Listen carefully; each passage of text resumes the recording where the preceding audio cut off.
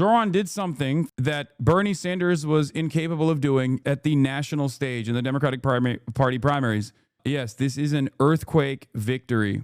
This will have real national impact for the Democratic Party. It should have a seismic shift. There will be a lot of people in the Democratic establishment that turn around and try to actively push back and fight back against this. But this is yet another moment where the proof is within the success.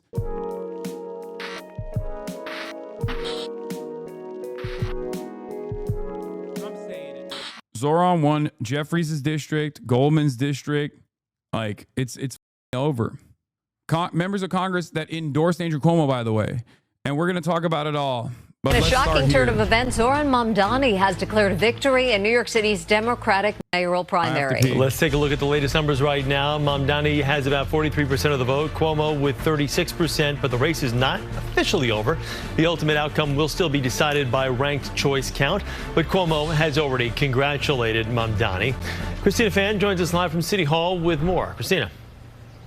Yeah, look at the New York Times quote. Remember this? Mr. Mamdani, a Democratic socialist, continues to embrace left-leaning views that have become less popular with voters in New York. What happened? Turns out it wasn't less popular with voters in New York. As a matter of fact, it wasn't less popular with the voters in New York at all. Yeah, instead of coping, try seething. Try something else for a while.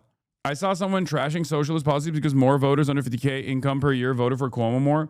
Dog, 50K to 100K in the city of New York is literally under the survival rate. Like the people that make 50K, like below 50K, is making no money. Like the number of people that are making below 50K in the state of in the city of New York is like I suspect a much smaller number than the 50K to 100K range. But also, who gives a shit? Zohran's policies actually directly target people who are making 50K in income. 0 to 50K includes pensioners. Yeah, that makes sense too. That actually makes a lot more sense when you look at like Andrew Cuomo's plus 19 performance. Well, Chris and Mary, this is a stunning upset considering the fact that just a few months ago, very few people knew who Zohran Mamdani was, but the Democratic Socialist ran a grassroots campaign that really inspired younger voters with the promise of making the city more affordable and ended up dominating a vast field of contenders in the polls.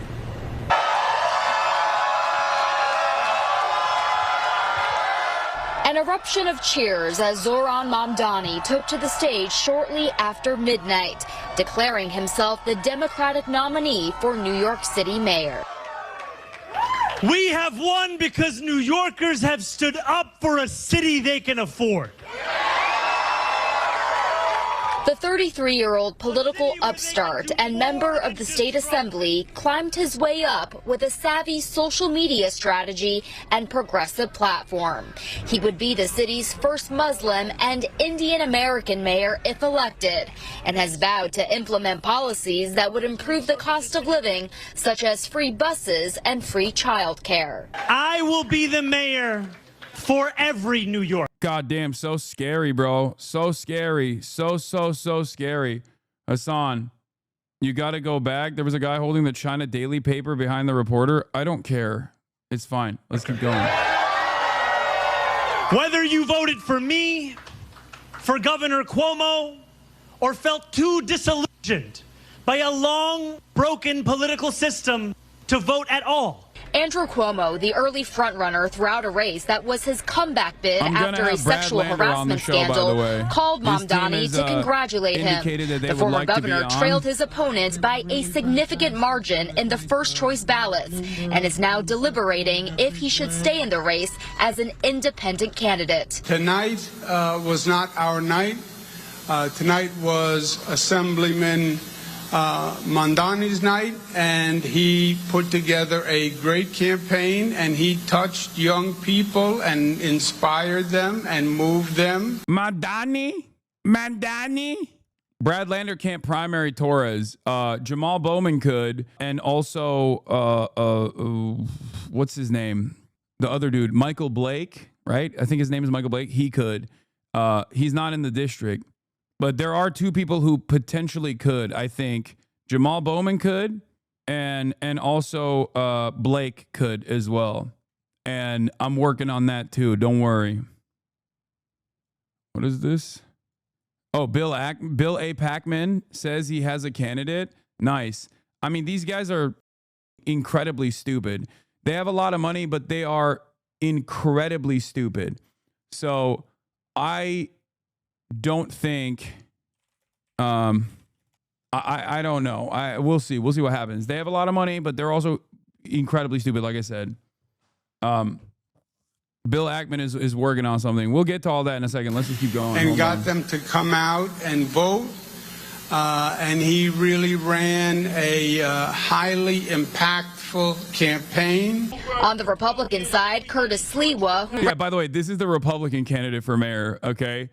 Curtis Sliwa, who apparently, allegedly, according to Chi, has like 25 cats in his apartment, like an unsustainable amount of cats. Okay, I know there's a lot of cat lovers in the chat. You're gonna be like, Hasan, what do you got? What kind of beef do you have with cats? It's not necessarily a beef with cats. It's more so just how many cats he has. Like actually a crazy amount. He's also a psychotic fascist and once famously beat up a random person, like did a hate crime against a random person on Fox News, like while the Fox News cameras were on. He has, he is just a truly, truly insane person. But also, this was really funny. New video tonight of the moment Curtis Sliwa was hit by a taxi cab last week. You can see him getting hit, then falling to the ground near Radio City Music Hall. He gets up, walks off. The former Republican New York City mayoral candidate was running between cars and traffic as he was crossing the street. Yep. No, I love cats, but you can't have like 25 cats in a New York apartment, bro. I'm sorry. That's not allowed. That's not good for the cats. That's not good for the birds because you are not keeping track of all those cats. Some of those cats are outside cats, and those outside cats are probably running amok. Those outside cats are probably going crazy on the birds. Okay? There ain't no way. My New York cousin sent this to my mom about Zohran, who believed him. Bad guy, raging anti-Semite, raging anti-Zionist, a socialist candidate. He will destroy New York City. I cannot believe this is happening. I'm so upset. Every Jew is upset. We are so happy we don't own real estate in New York City anymore. I'm afraid for what the city will become. The inmates will be running the asylum. That's amazing. Dude, that is the funniest thing because, again, New York City, largest Jewish city on the planet, okay? More Jews in New York than Tel Aviv. They voted for Zohran overwhelmingly. The idea that, there is a real echo chamber amongst Zionists at this point, Zionist Jews specifically, that where they just like sit around and fantasize about like death and destruction coming their way when most Jews are just like, yeah, this guy, I have New York concerns. I have New York problems, and this guy is going to solve them. I'm going to vote for him. Also, not exactly particularly fond of Israel either. You know what I mean? It's so funny. But, like, what do you do? What do you do? What do you do to this? What do you do to this? Like, what do you do in that situation? Ran unopposed, outlined his vision for the next 4 years. Ever since we went back to the trifecta of Democrats, de Blasio, Cuomo, Adams, we've had corruption and chaos. It's time to return back on track to where we have peace. Mayor Adams, who was running as an independent in November, chimed in on the preliminary results, posting in part on X, "What New York City deserves is a mayor who's proud to run on his record, not one who ran from his record or one who has no record." And both Senator Bernie Sanders and Congresswoman Alexandria Ocasio-Cortez endorsed Mamdani during the primaries and congratulated him last night for taking on and beating out the political establishment. Reporting live from City Hall, Christina Fan, CBS News, New York. 6:05, and for a look at some of the other results in the primary races for public advocate, incumbent Jumaane Williams is the projected winner with 71% of the vote. That's with 91% of the vote in. For the Manhattan District Attorney, incumbent Alvin Bragg has 73% of the vote over Patrick Timmons. In the race for city controller, there was no Democratic incumbent on the ballot, with Brent Lander running for mayor. Manhattan Borough President Mark Levine leading right now with 48%. City Council member Justin Brannan in. Notably, Mamdani didn't thank either AOC nor Bernie. He didn't thank anyone other than his own immediate base of support. Like, what are you talking about? Guys, if you think the AOC endorsement was not a mover and shaker, you are oblivious to New York. You are oblivious to New York politics. AOC endorsement was massive. Okay. The idea that AOC's endorsement wasn't good is so spectacularly stupid. Please stop. You are looking at this from the outside and you are trying to make different assessments. Okay. Like the idea that, the idea that like this wasn't like her voice in this wasn't significant, especially in New York. Like, you're crazy. She's like a kingmaker. After today, she is an infinitely more important voice in both New York politics and maybe even national politics than any number of different, like, than Bill Clinton, like a former president. Like, I get it. Everybody gets real weird about AOC, but she was impactful in the moment that it mattered. Okay. It's so strange. AOC's endorsement was massively impactful, and they timed it. They timed it for the most opportune moment. Okay. That's what it was. I was fearful and worried about how quiet they were about this. But once she endorsed Chi, I was like, okay, thank God it's over. Chatters are basically fantasizing about this like alternative vision. Okay. Yeah. AOC currently, according to Atlas Intel, has a higher net approval rating than Trump. Is Mamdani taller than you? No. It was an obvious win for her politically. Whether or not Mamdani wins, you give her credit for the bare minimum. No, perhaps. And I don't mean to sound like a asshole, but don't you think I might know a little bit more than you on this issue? Why don't you ask someone who is on the ground, for example? Why don't you ask someone who is working within the ranks of New York City DSA, who has played a major role in, not myself, I'm saying, like, go ask someone that is on Zohran's team how they feel about this, and they will tell you a very different reality. Okay? It's the same attitude that people have when they were like, AOC is trying to be an opportunist and take a photo with Mahmoud Khalil. Mahmoud Khalil wanted her to be there. Okay? Her people were behind the scenes working in real time with Mahmoud Khalil's team. I don't care if she's lost your trust. It doesn't matter. Just stop making wrong assessments. I'm not saying like you have to say AOC is the person who carries the banner of socialism. Okay. But you guys are behaving in this like very weird, you're behaving in a very weird fashion. Okay. Stop. It's weird. It feels like parasocial the way some of you guys operate. It is kind of parasocial the way you guys operate, as a matter of fact. Calm down. You are looking at this from the outside without actually even making the proper assessment. You are all jubilant right now, but some poor intern at the ADL has to log every Zohran vote as a unique incident of anti-Semitism. Yeah. Not parasocial. They just don't got the info. The parasocial part is the hyper focus on AOC as some great evil. I know. It was all the people that this happened already. This happened when I told you guys, calm down. AOC is 100% going to endorse Zohran. I promise you, she's going to do it right after the debate. And everybody was like, no, that's not going to happen. That's not going to happen. And that just took place. That happened like not that long ago. That should have been a lesson learning moment for a lot of people. Okay. That should have been a lesson learning moment for a lot of people. Anyway, I can't even get through this without all this additional noise. Where were we? Non-USA resident. I have noticed people being weird about AOC because she's a powerful female. That certainly plays a role in it, but it doesn't matter. There's like additional reasons as well. Leftists are understandably very skeptical over elected representatives. That leftists are very skeptical of other leftists. We love sectarian infighting. We love minor ideological disagreements, and we let that get in the way of building large coalitions that will actually win power. All this stuff happens all the time. It's normal. It's a part of the process. Part of the reason why I don't ride for one individual group and will defend PSL and DSA and numerous other groups, unless they're like weird cults like the Revcoms or whatever, is because of this reason.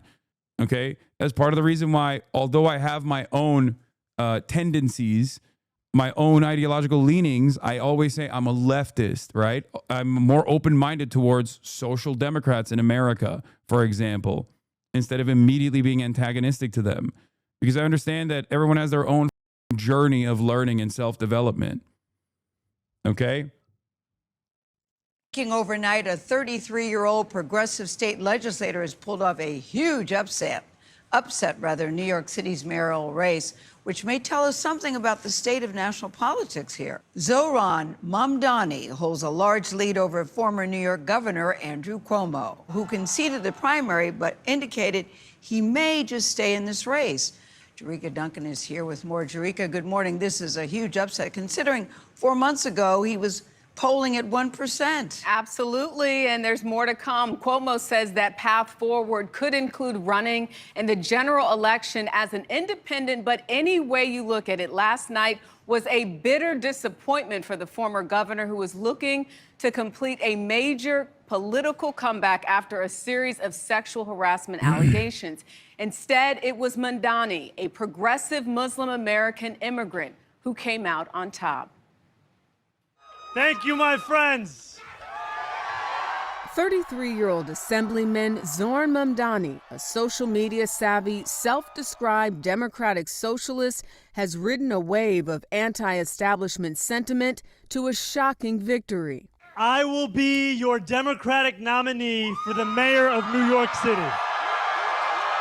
Mamdani, who champions progressive causes like rent freezes and free bus rides paid for by taxing New York City's wealthiest, jumped out to an unexpected first-round lead Tuesday over 67-year-old former New York State Governor Andrew Cuomo. A member of one of New York's most powerful political families. I had normie friends from Staten Island who were Trump voters vote for Zohran. Fantastic. That is what needs to be done. It's because he's anti-establishment.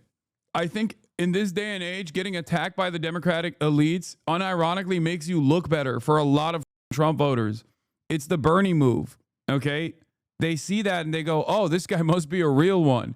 Getting called vicious smears of anti-Semitism actually plays positively almost for a lot of people.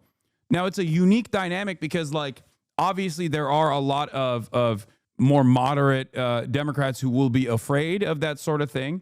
But I think Brad Lander played a key role in this as well. Bernie Sanders played a key role in this, but Brad Lander certainly played a key role in this by being like basically a Jewish human shield to the vicious Islamophobic anti-Semitism smears that Zohran was enduring throughout the entire process.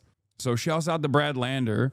Like literally, he basically just sat there and was like, guys, I'm Jewish. Shut the up. You know what I mean? Like we don't fully agree on Israel, but who cares? Like he's not an anti-Semitic person. Okay? That played a big role as well. All of these things play a meaningful role in a victory like this. Okay? All of it combined play a meaningful role in a victory such as this one. Cuomo has consistently topped the polls since announcing his candidacy earlier this year. But his rivals heavily criticized his tumultuous tenure as governor, including the numerous sexual harassment allegations that led to his resignation. Last night, Cuomo said he called Mamdani to congratulate him. Tonight is his night. He deserved it. He won. Mamdani will ultimately face controversial incumbent Mayor Eric Adams, who was elected in 2021 as a Democrat, but is choosing to run as an independent in the 2025 general election. Marcia Kramer is chief political correspondent for CBS News, New York. Why should national politics or What does what we're seeing in New York City say about the national politics? Donald. Yeah, here's the thing, okay? There will be a lot of takes. Takes will be flying left and right. They've already started flying.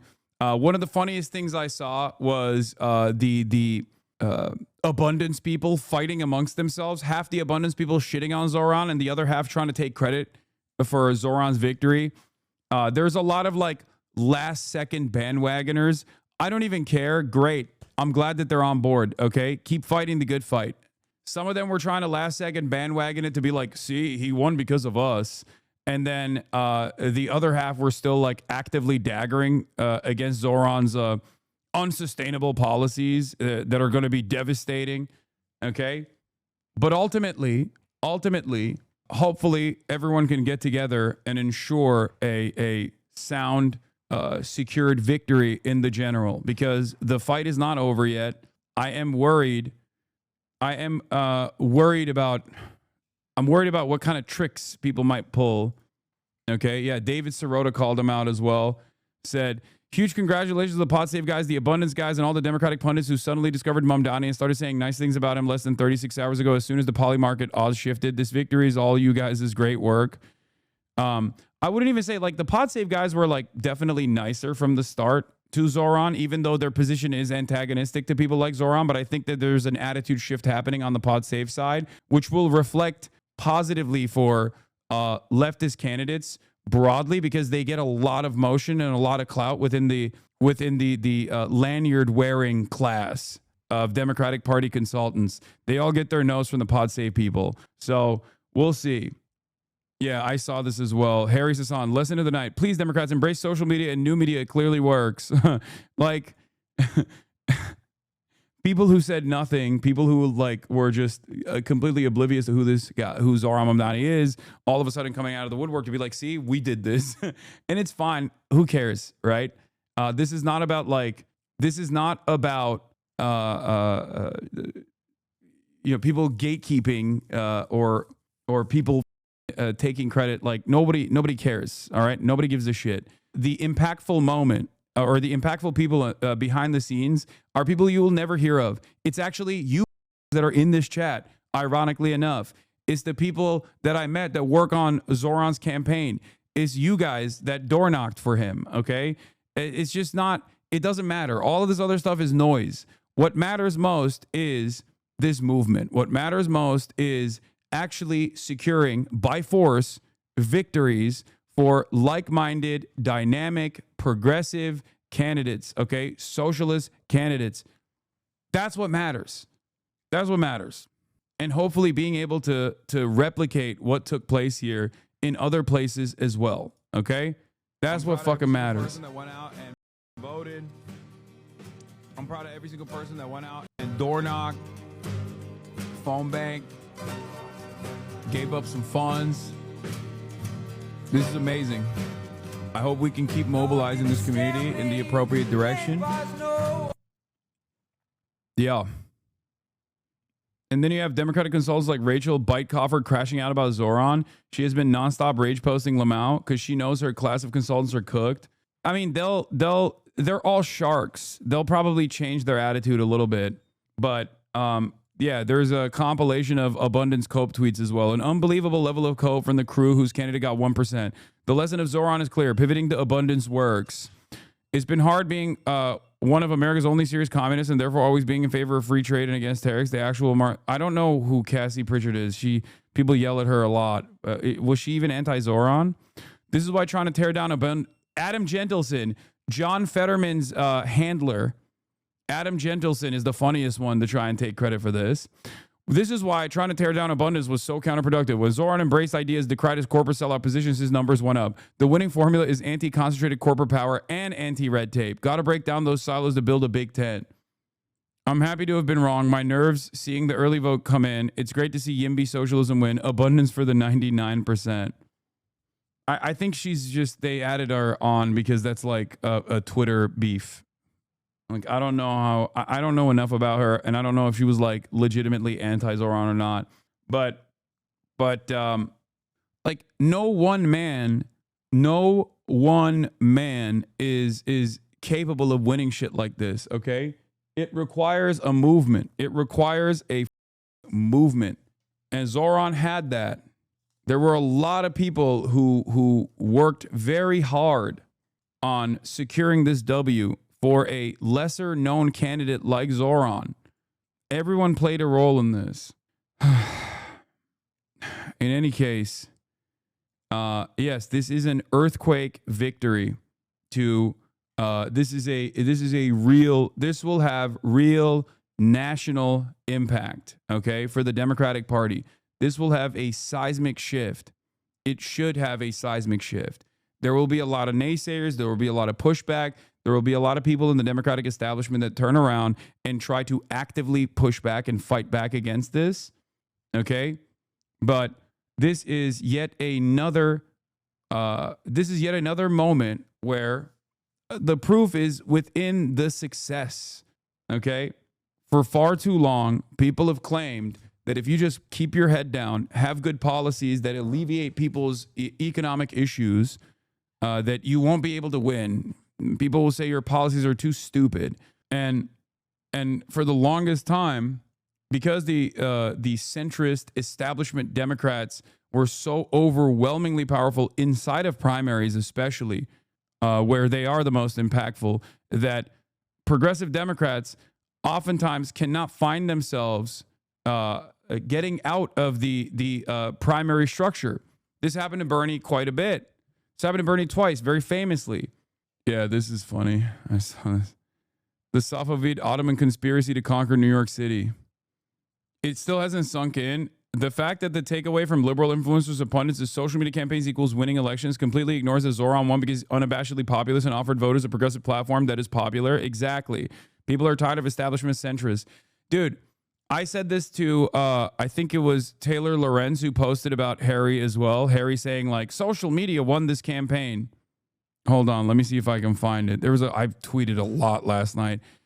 Taylor Lorenz said, Democrats can embrace social media all they want and make a billion liberal Joe Rogans, and they'll still lose as long as they cling to their deeply unpopular neoliberal platform and align themselves with billionaires and genocide. And I said, to that I said, also Zohran had integrity, charisma, great policies, messaging discipline, ground game, and a tremendous team around him. And yes, he also did organic social media appearances around leftist content creators because we are all naturally a part of the same movement. Dems don't want that.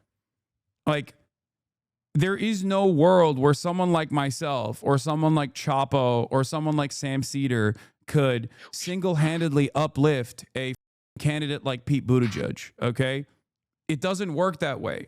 The reason why this was a perfect scenario, is because of not only Zohran, but also his entire team around him, and also all of the real popular mobilization that took place, okay?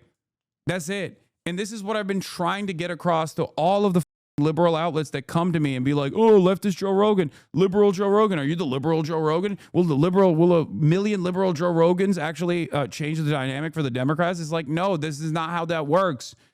This right here, the events of last night, the victory in the New York Democratic Party primaries for the mayoral race is proof of what I've been saying.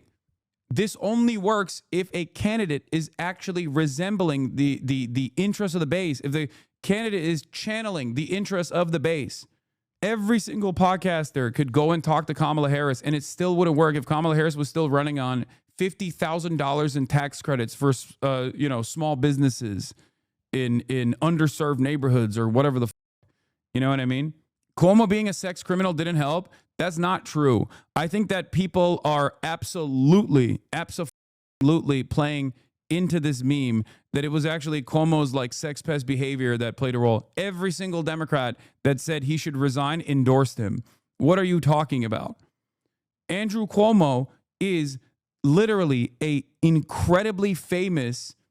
Andrew Cuomo is an incredibly famous name in New York politics. The Cuomo last name is an incredibly famous name in New York politics. People kept saying, we don't care that he molested people. He was literally projected to win by every single poll. Looking at the previous analyzing the demographics of the previous New York mayoral races, and all the people that were polled that voted in previous primaries, all the people that were polled that were voting in previous races in New York, straightforwardly said Andrew Cuomo was going to win.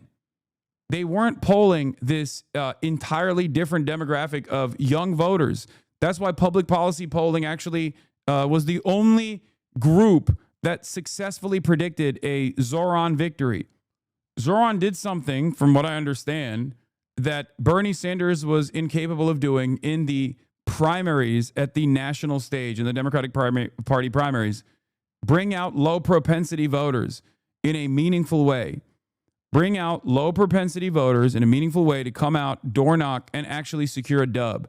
Also, this is the other thing that I mentioned. Nina Turner posted, said, reminder, Congressman Richie Torres is up for re-election next year. I said, if someone wants to actually serve New York 15 and the people in it, instead of the apartheid state of Israel, I will be there to help you win.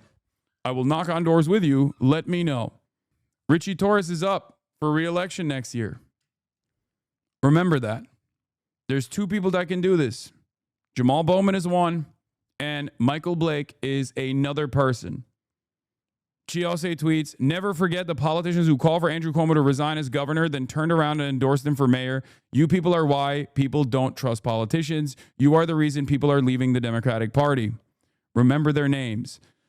That's a great list of people that need to be, that's a great list of people that need to be excommunicated from the party and should be meaningfully drawn out, pushed aside. Have you seen where? Oh, hell yeah. CNBC is freaking out, describing the scene from Dark Knight Rises. What Batman is up against in Gotham and what the guy running for mayor is up against. That's what it reminds me of. They're taking Wall Streeters and make him walk out onto the ice in the East River as and hope, and then they fall through. Yep, I mean, there is a class warfare that's going.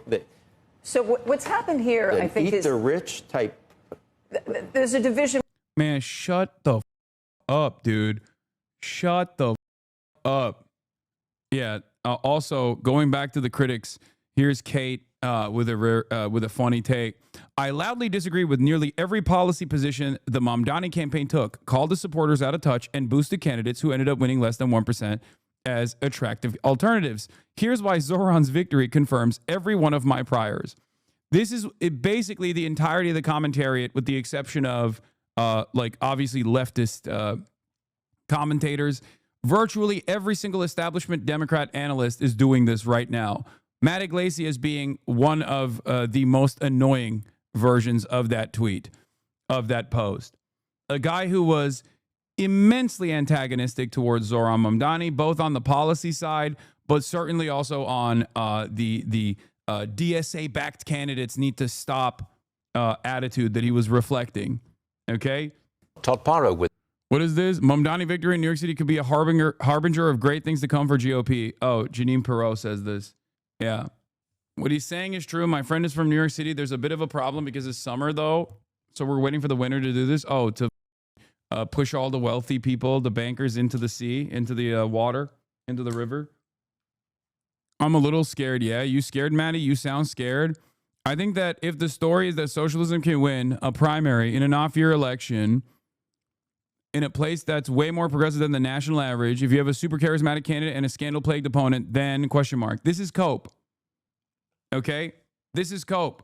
What he's doing, what Matty Iglesias is doing, is after shitting on Zohran Mamdani, and not that long ago,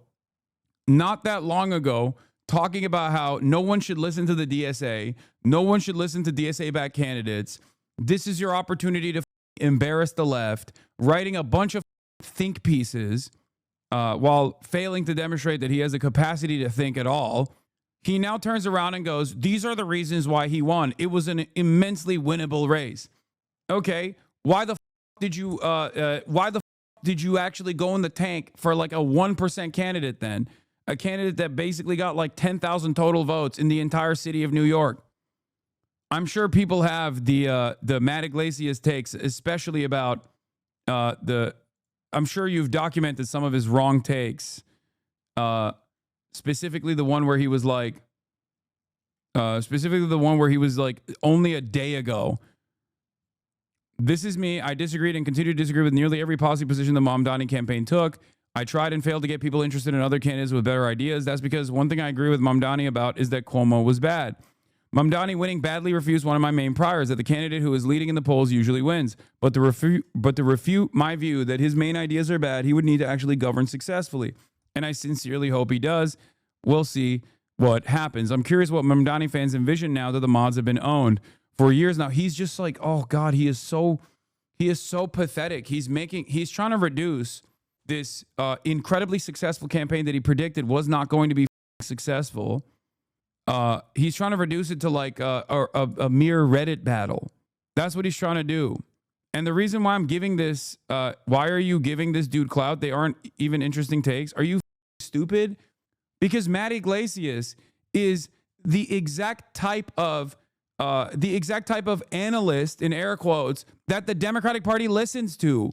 What are you talking about? Giving him clout? He's got the ear of every single mainstream Democrat. The Kamala campaign literally, basically did everything he wanted them to do.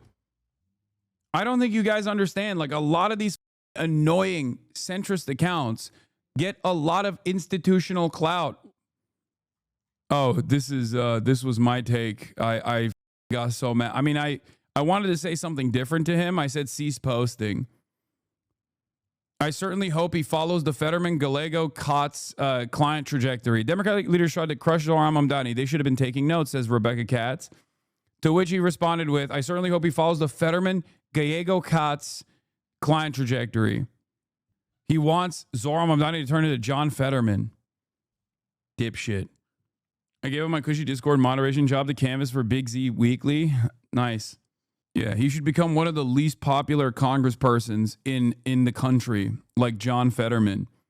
Can you explain Fetterman to those of us who don't know? He's a ogre and a disgusting, filthy monster who stroked out and, as a consequence of his stroke, became this vicious pro-Israel weirdo, oftentimes even outflanking the Republicans on his unlimited loyalty and support to the apartheid state doing a genocide. And in the process, he also adopted incredibly right-wing positions on virtually everything else while running on a progressive slant initially. How did Iglesias get so much clout? He's just been around, dude. The Democrats love dick suckers like Matt, okay? They love people that, you know, own Vox and all these other like outlets that will constantly play ball and constantly blow bubbles on the establishment Democrat third-way neoliberal policies to try and make it seem as though these are sustainable policies that are actually popular when they're not. They love people like that. You see different versions of this, like failed versions of this in the online independent ecosystem as well. Like, I hope Harry Hassan doesn't turn into one of them, but he very clearly has positioned himself. He's angled himself to be exactly like a Matty Iglesias type, but this time on TikTok. The other versions of this are like, again, more failures because they have a proclivity towards doing sex crimes and saying the N-word, sex pestiny, also known as Destiny, or his orbiters like Hutch. They are also trying to do that, but failing to do so because the Democrats are so old that they're not paying attention to anything that's going on in independent circles anyway. But not that it matters, because those guys don't have enough motion because they're not honest. They're not earnestly defending their positions, their worldview. They're simply trying to defend the Democratic Party when the Democrats very clearly, due to their lack of interest in pushing for progressive policies that might help people alleviate some of the economic stresses that they experience, are constantly on the defense and constantly losing. So they're not able to cultivate like a large enough. They're not able to cultivate a large enough audience. Former Mayor Bill de Blasio tells me, Jacob Kornbluth, I have looked carefully. I don't see any evidence of anti-Semitism and things that Zohran Mamdani has said. I see a different vision of the state of Israel. I don't see hateful comments about the Jewish people or any other people. Yeah, now that he won, maybe we can openly say he was not anti-Semitic at all. Also, Representative Jerry Nadler, co-chair of the Congressional Jewish Caucus, says he's spoken to Mamdani about his commitment to fighting anti-Semitism and will work with all New Yorkers to fight against all bigotry and hate. An example of what you're saying. Oh, is this the... Citing Democratic lawmakers' visits to El Salvador, Matt Iglesias argues that the groups create bad incentives for Democrats. Yeah, using the best possible thing that the Democratic Party has basically done as a negative. Okay? Now we move on. Rabbi Moshe Hauer, Executive Vice President of the Orthodox Union. It is time for Mr. Mamdani to move from disturbance to responsibility and to unambiguously reject and rein in these actors with whom he has been strongly associated. He needs to prioritize the safety and security of New Yorkers over his strong beliefs about what happens overseas. The safety of all New Yorkers, including Jewish New Yorkers, is the single greatest responsibility of the mayor of New York. That safety has been deeply impacted by his rhetoric and actions. Yeah, they're still trying to do this. It's not going to fucking work, okay? They're still trying to do this thing where it's like your words are violent because you say that you embody the overwhelming majority position that like Israel is not allowed to be fucking violent, okay? Israel doesn't get to operate in its own belligerent manner with unlimited support from the United States of America. Yeah, New York City Jewry is older than Israel, that much older than Israel, of course. Dave Weigel reports, Mamdani told me this month that he had braced for the Israel attacks after seeing Bowman campaign firsthand, but AIPAC DMFI never played in the mayoral primary. The Israel attacks came from rivals, reporters, pro-Israel groups didn't mobilize. Yeah. They will. They will after this. AIPAC did a last-ditch effort and did a mass email campaign on the AIPAC mailer list to say, Zohran, actually, we don't normally get involved in local races like this, but Zohran presents a unique threat. But they came in too late. And they certainly will in the general, for the record. A takeaway from Bernie Sanders on Zohran Mamdani's all but certain primary victory. If Democrats keep running in fear of AIPAC, they will continue to do badly. They don't normally get involved in mayoral race, but there were tons of ads and mailers about Israel anti-Semitism, and many of the donors probably overlapped. Yeah. They dumped $30 million into negative Zohran ads, and a big part of those negative Zohran ads were directly about how he was anti-Semitic. Yeah, look at this. Look. So it seems like the people have spoken, and Zohran Mamdani will most likely be the next mayor of New York. He won the New York City Democratic mayoral primary, says Hillel Fold. Okay? This is a man who wants to globalize the intifada and believes capitalism is a danger. Zohran Mamdani has barely ever held a job with just 3 years in the workforce, including his rap career and a gig for his mom. This is a man who's deeply anti-Semitic, who is proudly anti-Israel. Zohran Mamdani took to the streets just days after October 7th massacre, not to condemn Hamas, but to condemn Israel. He co-founded a Students for Justice in Palestine chapter, whose latest announcement is the empire will fall from Gaza to Tehran. Advocating for the destruction of America is not a position that the mayor of New York City should have. Hasan Piker, Americans deserve 9/11. I never said Americans deserve 9/11. This is a lie, but it doesn't matter. New York City mayoral candidate Zohran Mamdani. Cool, we should have lunch together and do an interview. That's the photo you see below. He has promised to arrest Bibi, globalize the intifada, house homeless folks on the subway. Wait, he rapped anti-Semitically? Some of his rap is wildly anti-Semitic? Oh my God. Make Zionists so uncomfortable they leave. Anti-Semitism has been skyrocketing in New York for years. This man will take it to a whole new level. So to my brothers and sisters in New York, what is your next move? Because the chances of him being your next mayor are incredibly high. Ooh, sad face. If he gets elected, which he looks like he will you really stick around? Will you move to another city, a state? Or perhaps you should come home, Israel. The world keeps getting crazier and crazier by the day. Jews, please come home. I'm going to quote tweet this. Move to Israel. There are tremendous incentives, and yet they remain in New York City. They're American. They're not. No matter. If you don't like it, just move. It's what conservatives tell me all the time. The thing is, I've said this before, okay? For an American Jew to move to Israel, there are tremendous incentives, okay? Israel, and in its Zionist project, wants all Jews to move to Israel, okay? That is the goal. And yet, New York is the largest Jewish city on the planet. The Jews that live in New York are American. They're New Yorkers. They have American interests. They have American concerns. They do not have Israeli interests and Israeli concerns. Maybe some feel a semblance of positivity towards Israel, but clearly that is not the primary directive for American Jews. Okay? Because if they wanted to move to Israel, they would. I don't like this idiotic narrative. If American Jews living in New York wanted to live in Israel, they could very easily. The government quite literally incentivizes Jews to move to Israel. The Israeli government incentivizes it. There are numerous advocacy groups that incentivize it. There are numerous 501c3s that will make the trip much easier for American Jews. New York is more of a natural Jewish homeland to the international Jewish community than Israel. Okay? Shut the up. This, in and of itself, this attitude of like, no, all Jews actually have dual loyalty. They always want to live in Israel, but they simply can't get themselves to do so. But it's only the fears that they have of anti-Semitism that'll like finally force New York Jews to move to Israel is stupid. And Megaphonic says, I've had family members tell me they'd rather be in Tel Aviv with bombs flying overhead than in New York City. What the But they're not. But they're not living in Tel Aviv, are they?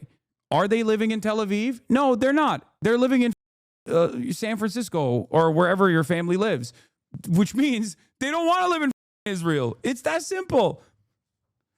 So if you're a Jewish Hasanabi head and you have family members that are saying some dumb shit, okay, like that, ask them, why haven't you moved to Israel then?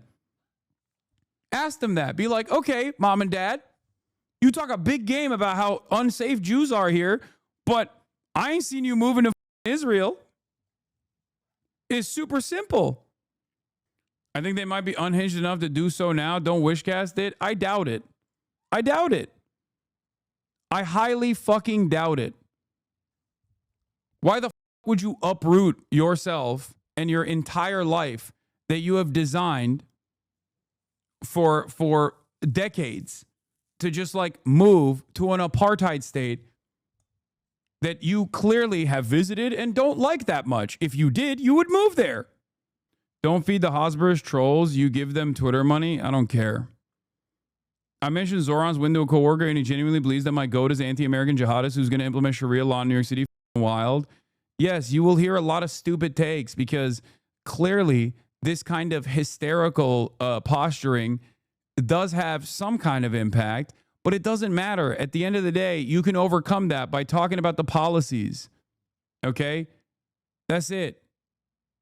That's it. And clearly, many Jewish New Yorkers also made this calculation. I can't even believe we still are even talking about this. You're laughing. Every guy like this is going to leave New York City and you're laughing. Yeah, I mean, this guy can and should, perhaps. He should be living inside of a prison for being a real physical threat to every Muslim person in his immediate vicinity. Remember this dipshit that worked with the Obama administration who was like harassing the out of a halal cart guy in the Islamophobic fervor that increased, that spiked in the immediate aftermath of October 7? From a New York perspective, I did not know working families had that much motion. They swept all the mayoral primaries in New York. Yeah, of course, working families is fantastic. Working families is fantastic. DSA New York is an incredible force that mobilizes. They showed up. Noah, my friend, they won't give you an exemption. This is also funny because like Cory Walker is a AIPAC attack dog, okay? His entire purpose is to serve the Israeli lobby, okay? That's all he does. Noah Colwyn, who is Jewish, who's worked within Jewish advocacy groups in the past, as you guys know, Noah Colwyn, friend of the show, jokingly says, tonight's celebration, tomorrow jihad. And then you got a Catholic guy telling a Jewish dude that they won't give you an exemption. Like, what are you saying? Like, who are you? Like, what do you mean? This is what I mean. It's like all these Christian Zionists, like, telling New York Jews that they're going to get assassinated by this wave of jihad. Who is they? Yeah, Cameron Kasky, another, how this Jewish New Yorker is sleeping tonight. Like, I really hope this stamps out this idiotic notion that, the largest Jewish city on the planet straightforwardly voted for a brown Muslim socialist anti-Zionist after endless smears of anti-Semitism. Okay, it's so frustrating. It doesn't work. Shut the up. Move on. Yeah, Noah said I have the Ummah pass. Sorry. Never heard why we pay the jizya. Shaking my head. Third worldism is lame. You should be proud of Israel's success. Odds of the New York Police Department striking during Zohran, very high. Very, very high. Look at Max Rose coping. Win because he is a democratic socialist. National Democrats should not take that lesson. He won despite the fact that he calls himself that. But the actual policies that he was talking about, I was known as a moderate Democrat when I was in office. I would have talked about many of those things like free transportation, universal child care. These are things that can certainly unite. Now it's the moderate position. It is, by the way, it is the moderate position, but that's not the way that you were presenting it. That's not the way that the Democrats were presenting it. That's not the way that the commentariat was presenting it. Dickheads, dude. Yeah, move the goalposts. This is how the goalposts move. You're joking, but Vivid Prowess is so scared of Zohran, he's going right into his missile bunker in Gujarat. Speaking of not lining up well, John Lemire, the Andrew Cuomo for mayor race didn't line up too well for him. The numbers that came in last night, shocking. And here you have the New York Times, of course, with an editorial saying that the winner last night, Mamdani, is not qualified. And then you have the Wall Street Journal, of course, just saying this is no time to elect a socialist. This is no time. Is there a time that the Wall Street Journal would say is a good time to elect a socialist? There is no good time to elect a socialist. It's the Wall Street Journal. He's all for globalizing the infantada. I mean, that's, I don't know if that's what a lot of people in New York City think infantada they need right now, but it sure looks like that's what they think inside the Democratic primary. Yeah, it is truly a stunning result in New York. Globalizing the infantada. Idiot. Jim Cramer's reaction. Oh, buddy, can't wait to see what my trot had to say about this. Remember, Jim Cramer is a Trotskyite.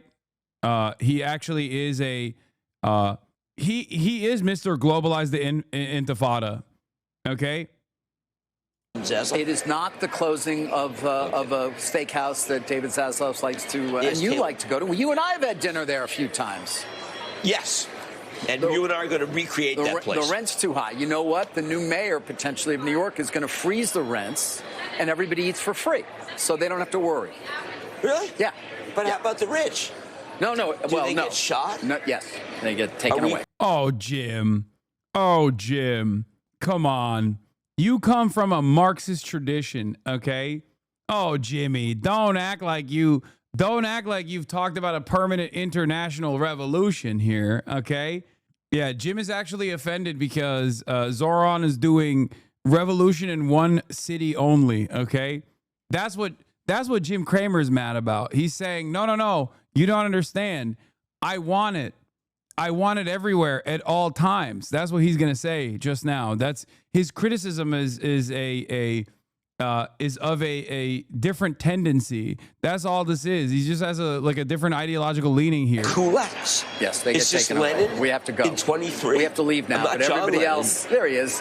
Mamdani. Maybe he's more moderate winning than we the think. Democratic primary for mayor and potentially the successor of Eric Adams. That said, there's still a general election to come here in New York. By the way, of course, we're here, we talk about it, but we are talking about a $2 trillion economy. It's not nothing. It is he wants to get the rents down. One good way to do it is to stop all business and drive everybody out. That'll bring the rents down. That's a very good point. Right? Go to Jersey, where I am. Yeah. All right, I wanted to talk. Amazing. I'm shocked. I thought Jim Cramer would be talking about how there needs to be an international revolution, not a revolution in one state or a revolution in one city only. And it turns out he has different fears, I guess. Shocking. Anyway, Bill A. Pac-Man, Bill Smokes Crackman, has different plans, obviously. They're going to try to make an insane legal case to revoke Zohran's American citizenship and make opponents of this of his more insane than they already do law. I have a great idea on New York City. I will share it as soon as I can. I was a bit depressed when I woke up this morning, but now I'm optimistic. We are looking into legal issues concerning the potential for another candidate to run now. You are going to need a superhero. You're going to need a New Yorker who is for New York and from New York. Someone who is well-known but articulate. Bill Ackman says, I have one. Felix responds, Glenn Dubin is running for mayor of New York. Glenn Dubin, for those of you who don't know, is an American hedge fund manager who was named alongside Leslie Wexner in the newly unsealed Jeffrey Epstein documents. He is a major ally to Jeffrey Epstein, or was a major ally to Jeffrey Epstein. A Jeffrey Epstein affiliate. Maybe they'll run back Rudolph Giuliani. So is Cuomo, by the way. Yeah, of course. And also, Glenn Dubin came out to...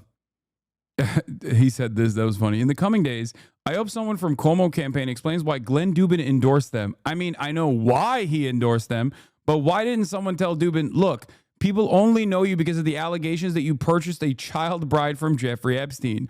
Were there people who loved the work that he did with Paul Tudor Jones? Presumably anyone who knew him for those reasons was a Cuomo guy to begin with.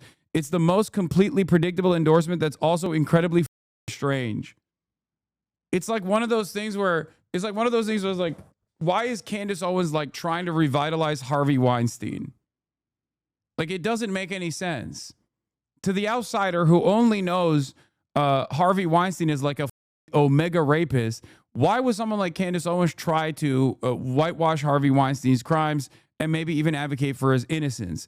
It's kind of like that, where it's like, why would somebody come out and openly put their name on the bill and say that they are on board with a Cuomo victory, when the only reason why people even have heard of your name when they Google your name is that you're a Jeffrey Epstein affiliate?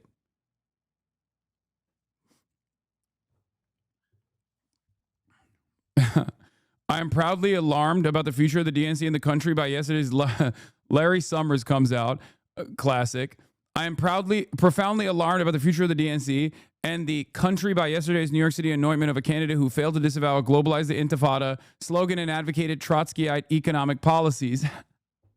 Hey, Zohran Mamdani is not a Trotskyist. How dare you? That's Jim Cramer. I fear it is evidence that our party is following the most problematic aspect of Britain's Labour Party. It didn't work there and it won't work here. Harvard and other universities' moral weakness after October 7 in condoning hateful anti-Israel and even anti-Semitic rhetoric and activity opened the Overton window in ways that contributed to yesterday's outcome.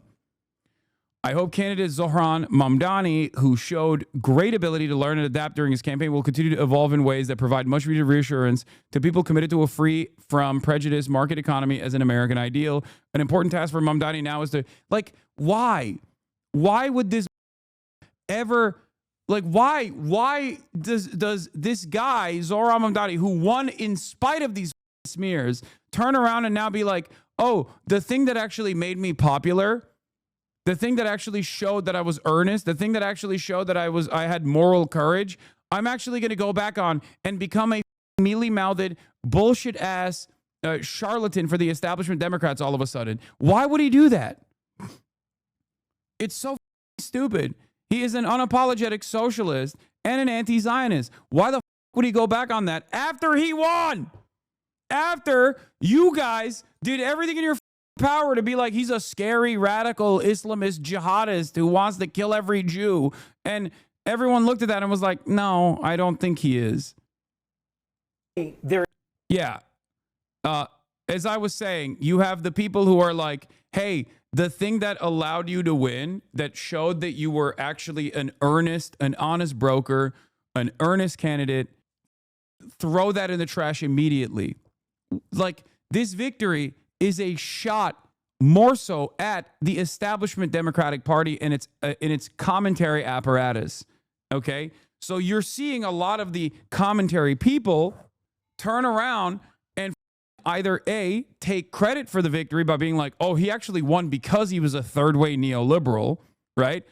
Or basically saying like, you better bow down. You better bow down to your masters. You better start talking about how much you love free market capitalism. What do you mean? His whole thing is that he is an honest candidate that didn't do that. That's why he won. The f do you mean you got to change all of that now? You got to be fake. You got to be phony. That's how you'll win the general. There is an active conversation going on inside the Democratic Party right now, a party that has already been soul-searching since the 2024 loss. Yeah, claiming that Harvard action would have swayed public opinion is hilarious. Completely echo-chambered ass take. Yeah, nobody gives a f about Harvard, bro. Shut the f up. And Harvard and all of those institutes of higher learning, in my opinion, lost a ton of prestige. Maybe not by like wealthy donors, but definitely lost a ton of prestige by capitulating to Donald Trump and then still getting ass blasted nonstop. The only time Harvard actually got any motion in the positive direction was when they finally said, no, enough is enough. We're not going to cave to your demands, and started actively taking the Trump administration to court and winning legal battles. Harvard is also not even in New York. The better example would be Columbia. Full capitulation by Columbia. And what did they get? Nothing. They just got owned. They basically gave up an academic receivership to the Trump administration like it's Nazi Germany. It's so stupid.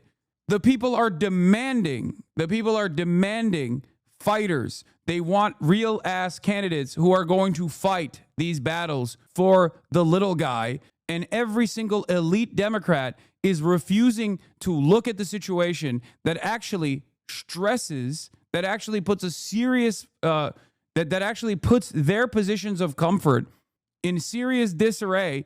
And they go, no, you don't understand.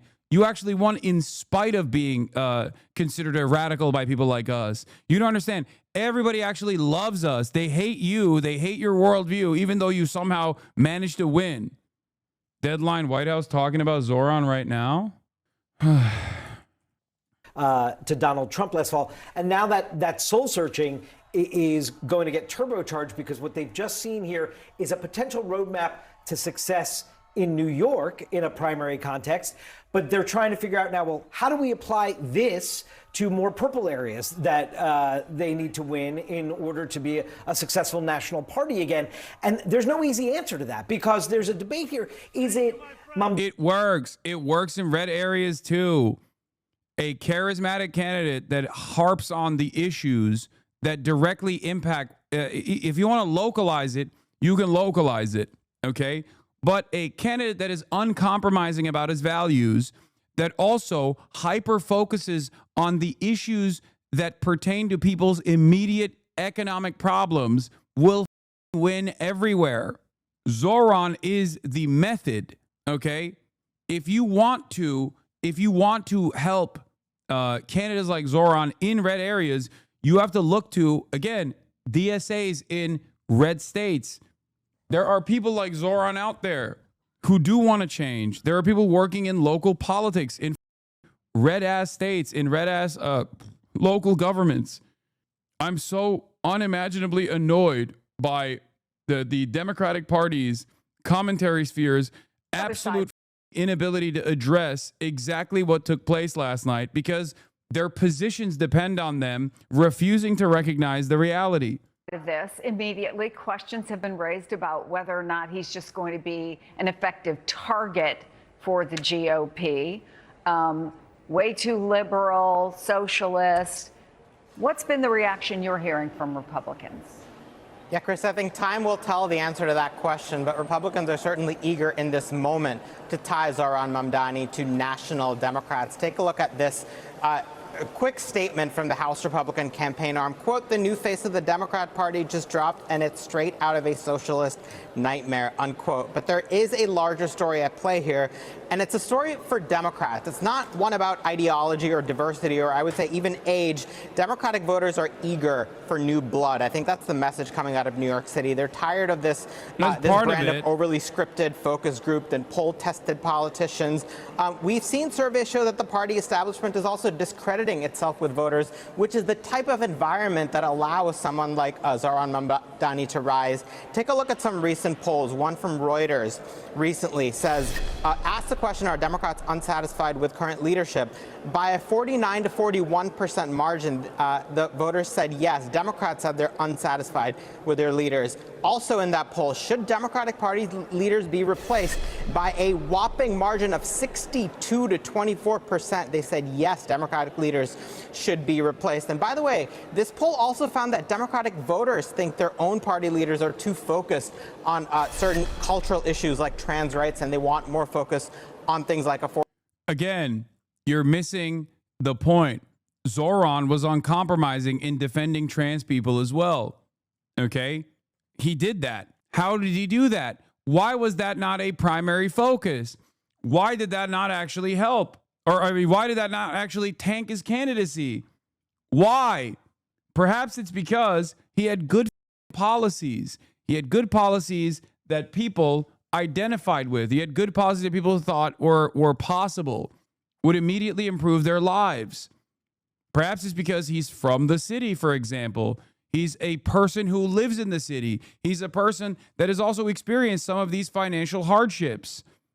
So he understands the real issues that people are facing in the city that he is now slated to become the mayor of.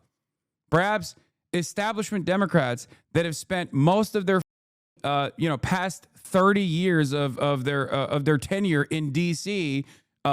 Getting lunch meetings with incredibly wealthy people and lobbyists are a little out of touch with the issues that people experience in their in the respective areas that they're supposed to represent. The entire media landscape said Zohran can't win in New York City. He couldn't win in certain areas. Now the Dems can't follow his lead nationally. The goalpost is rapidly moving because this is a model for national elections. Red areas where elections are won by tens of votes, like my area, are a perfect target, and they know this. Yeah, if they're not going to do it, we'll do it. Okay? It's that simple. Harris was clearly flimsy on to people on either side. True, run to your cause. People admire that. Run to the center. You're now uniquely unappealing to both sides. Exactly. It is simple. It's not that difficult, man. It's not that difficult. Here's Abby Stein. Zohran at the rally for trans youth on February 8th. He was polling in single digits. Originally invited him as a part of the organizing team, hoping he would speak. I wanted more people to hear him, hoping more people would support him. We decided not to have politicians speak, but Zohran came anyway. He came anyway because he wanted to support trans youth, even when there was no political game anymore. Honestly, seeing him show up after I'd messaged Katie, deputy campaign manager, that he wouldn't be able to speak galvanized me even more to support him. Bro, I'm so tired of these idiot media mouthpieces. Anytime they can't make sense of their laws, they blame us trans people. They act like trans rights are popular. Despite broad misunderstanding over the trans experience, people in general support us, yet we're still used like a scapegoat by these shitload media fucks. And that's the thing. Like, the Democratic Party will never even actively defend trans people, and then we'll turn around and be like, we just didn't shit on trans people enough. That's why we lost. Because they're stupid. The only reason why you're losing is because the only reason why you're even defined as like silly for hyper focusing on trans people is because you have no discernible policies that people can point to. Okay? Bernie Sanders is pro-trans. Why the does nobody ever say Bernie Sanders is a silly trans advocate? Why? Andy Bashar, uncompromisingly pro-trans. The most popular governor in the state, in a deep red state, as a matter of fact, even though he's blue. How is that possible? Perhaps it's because he just does the work. He does the work. Because Sanders supports Israel. Sanders' support for Israel is unironically a burden, not a benefit. Discourse bot. I can't believe I'm replying to discourse bot. Andy Bashar is the most popular governor in the country, not the state. If you take a principled stance, something that might even come across as unpopular is not an issue, okay? It won't be an issue at all. Just stand by your principles. Don't be afraid to lead, okay? Don't be afraid to lead on this issue. I'm not a politician. I do commentary. But in some ways, doing commentary, especially in this media landscape, is kind of similar to a politician. You have to like behave like a politician at times. That's why so many people are like, whoa, what about the optics of this? What about the optics of that? You're constantly under a sea of oppo attacks nonstop. But the reason why I've been able to cultivate a massive community of like-minded individuals in spite of being uncompromising on trans issues is because it's something that I truly believe. It's not just about being like, oh yeah, go trans people every Pride Month. You know what I mean? It's not like a silly optical reason here. It's one part of a much broader movement, a movement that has a lot of benefits if other people get on board with. As far as politicians goes, like, you're supposed to present yourself and your policies in the best ways possible and become undeniable, become an undeniable force. And you're supposed to do that in an earnest fashion to such a degree that people that might not even agree with some of the other aspects of your campaign go, you know what, I'm still voting for this guy because I want free buses. You know, that's how it works. That's how it works.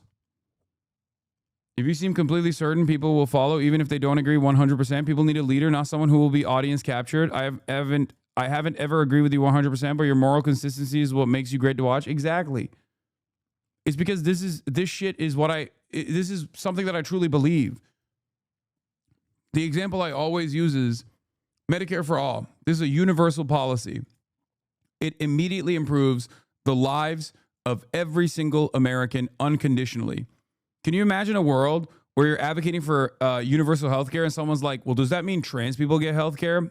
Sign me out. I don't want it. Okay. You're a psycho. You will, I promise you, you will win a lot more transphobes to your cause than you will lose in that process. That's it.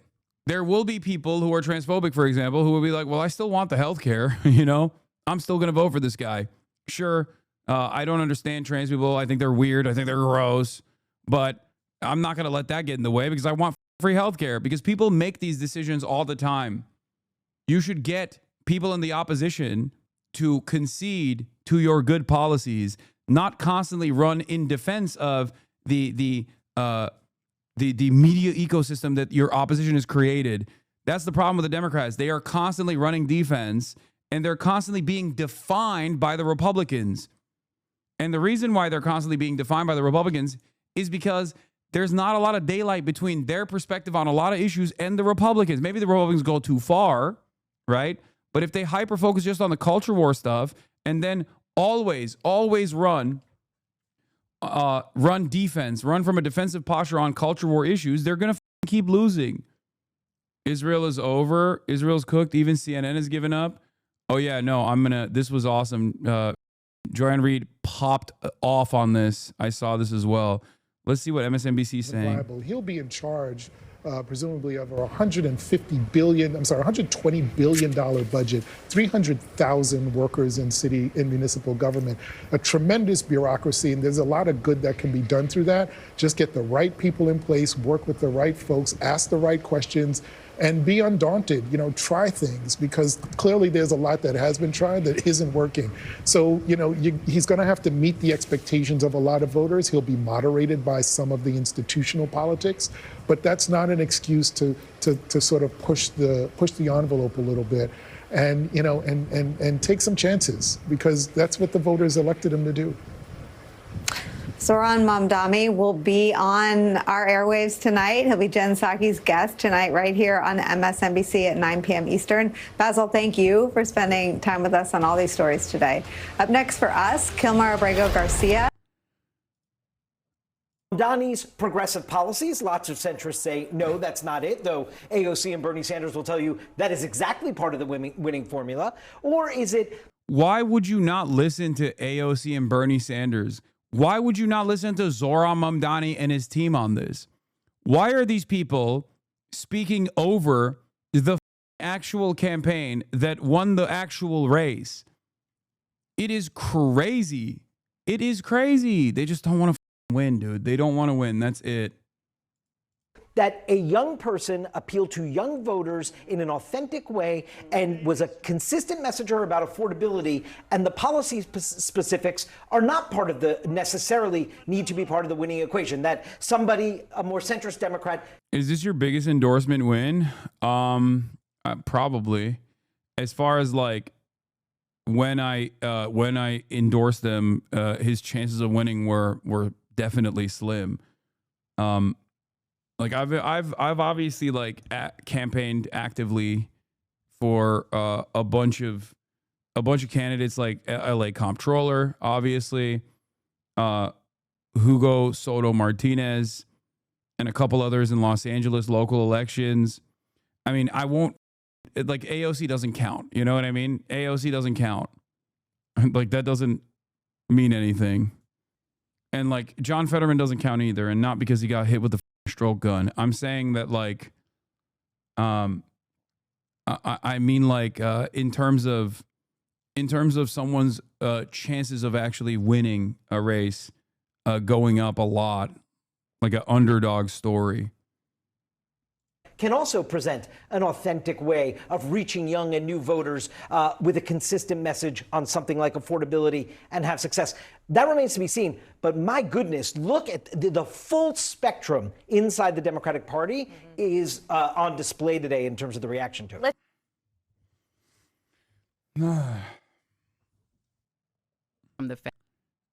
We'll talk about Joy and Reed in a second. I